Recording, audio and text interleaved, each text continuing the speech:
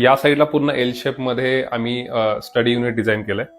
त्याच्यामध्ये 2 मुली आहेत, तर त्या 2 मुलींना बसण्यासाठी आम्ही 2 सेपरेट जागा केली आहे. त्याच्यामध्ये तुम्ही बघितलं तर इथे पूर्ण स्टोरेज आहे आतमध्ये. इथे थोडे आम्ही ओपन शेल्फ ठेवलेत.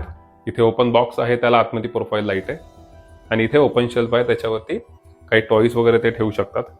त्यानंतर रोजचं त्यांना काही स्टडीसाठी यूज करायचं असेल तर त्यासाठी आम्ही इथे बॅक पेंटेड ग्लास घेतलेली आहे. ही बॅक पेंटेड ग्लास आहे की त्याच्यावरती मार्करने लिहून ते नंतर रफ करू शकतात. त्यानंतर ह्याच स्टडी युनिटला आम्ही खाली इथे ड्रॉवर्स दिलेत, आणि या साईडला पण आम्ही एक खाली स्टोरेज दिलंय बॅग्स वगैरे ठेवण्यासाठी. म्हणजे इकडे जो बसेल त्याला हा सेक्शन यूज करता येईल, आणि या साईडला जो बसेल त्याला इकडचं सेक्शन यूज करता येईल. आणि बेडला आतमध्ये पण आम्ही ऍक्च्युली स्टोरेज दिलंय.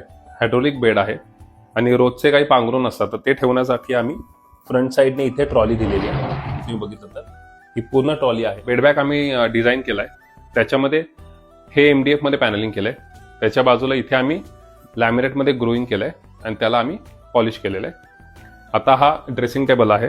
ड्रेसिंग टेबलमध्ये आम्ही जो मिरर आहे, मिररच्या मागे पण आम्ही स्टोरेज प्रोव्हाइड केलंय. आणि ही जी जागा आहे ही तुम्हाला मिनिमम 2 फूट तरी ठेवायला पाहिजे. तर याप्रमाणे आम्ही हा किड्स बेडरूम डिझाईन केलाय.